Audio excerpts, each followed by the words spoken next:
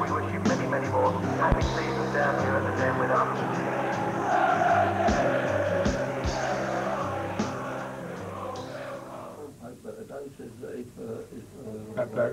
Millwall's early directors, like the brothers Fred and Tom Thorne, were skilled workers and small businessmen. They established a tradition of local traders who have controlled and manipulated the club's finances and fortunes. They were greatly protective of their position, some of them founding dynasties of directors. Running a club gave local prestige and a stage on which to build business contacts. Today, the Over 50s Club meets in the Executive Lounge. In the past, supporter involvement was unheard of. Increased investment in the club began after the Cup run of 1937, with directors winning tenders for ground improvements. The supporters were treated as mere fee-paying customers, with only a limited covering being provided over concrete terracing. The directors built themselves a boardroom with a bar, offices, a palm court, and a lounge for the wives of business contacts. Facilities were poor and have remained poor. The terraces were crumbly, the toilets were in poor shape. I think we put up with it just to see our football team, Millwall. The facilities in general are not worth that much. But honestly, I've been to other London clubs. The toilets here are a disgrace. I mean, they've got one over there, they've got one at the back here. You go out here at half-time and you see men making water up against the wall. They can't get in the toilet, they're lining up to get in the toilet. After the war, there was little change. When it came to rebuilding the bomb-damaged terraces, the directors still saw no clash of interest in awarding contracts to themselves. I worked for one of the directors here, Mr. Winders. He could build windows. He was one of the directors here. And I worked for a still firm on the Isle of Dogs.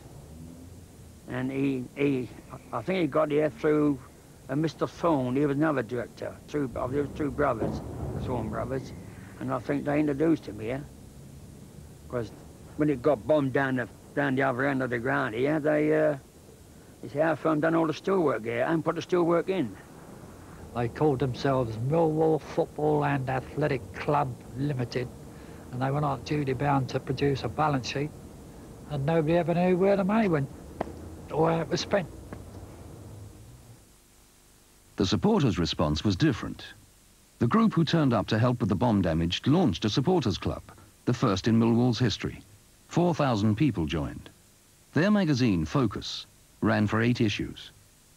The directors saw it as a threat, and supported by the powerful manager of the time, Charlie Hewitt, who had himself previously been sacked for embezzlement of gate money, wound it up and confiscated the funds, the then substantial sum of £900. We all came down here to a meeting on a Sunday morning, of which the famous manager, Charlie Hewitt, he was on the pitch with some other directors, and there was a hell of a row, and the supporters club was broken up. But about 12 months later, I think it was, it started up again, and we had another meeting, and it was the first time I'd heard the expression, and it came from Charlie Hewitt, the manager. He would agree to the reformation of the supporters club on the condition that the tail must never wag the dog. Local MP Bob Mellish presented himself as an honest broker. He became president of the supporters club and later of Millwall itself.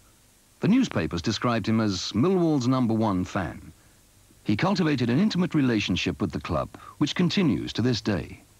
In the 1980s, the London Docklands Development Corporation, of which he was vice chair, were the club's first sponsors.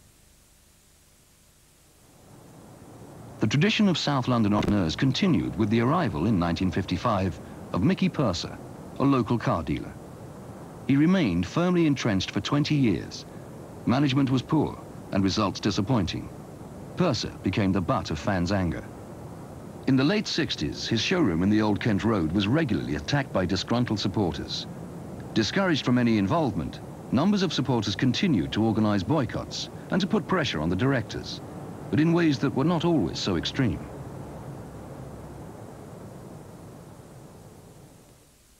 The only answer is you stop away, didn't you? But that don't satisfy you. If you're heart and soul in Millwall, well, then it's obvious that you want to keep coming down. Even when they were losing, I'd still come. I'm disappointed, but what can I do? I mean, I can't lay down outside the director's front door or the director's boardroom, because he's not going to, unless you, well, I have happened where Purser had his garage smashed up in the Old Kent Road. But it didn't do no good, he still stopped there. No, I don't know the answer to that one, really. Lots of money came in. I mean, they got money for Charlie early in the mid-50s. Where they spent that money, I don't know. Didn't do much on the grounds as such, because always on the terrace and it was broken steps, and you was just getting rough results and no sort of new players, or sort of players who were finished with other clubs, and he was getting them down here, like, you know, so the ambitions didn't seem to be there. The club used to do reasonably well. If it was doing really well, then we used to wonder how long it was before the star player was going to be sold, the Keith Wellers, the Derek Posses. If the club were doing badly, there didn't seem to be money to put into the club to boost up its efforts. And so the supporters then used to tell the directors in no uncertain terms what they thought, and rightly so, because it was never particularly close between the supporters and the directors. Most famous chairman, Mr. Purser, was never really liked down here, and that's not so nowadays. Everybody seems to be aware of who the directors and the manager and the chairman are, and seem to gradually becoming feeling part of the club.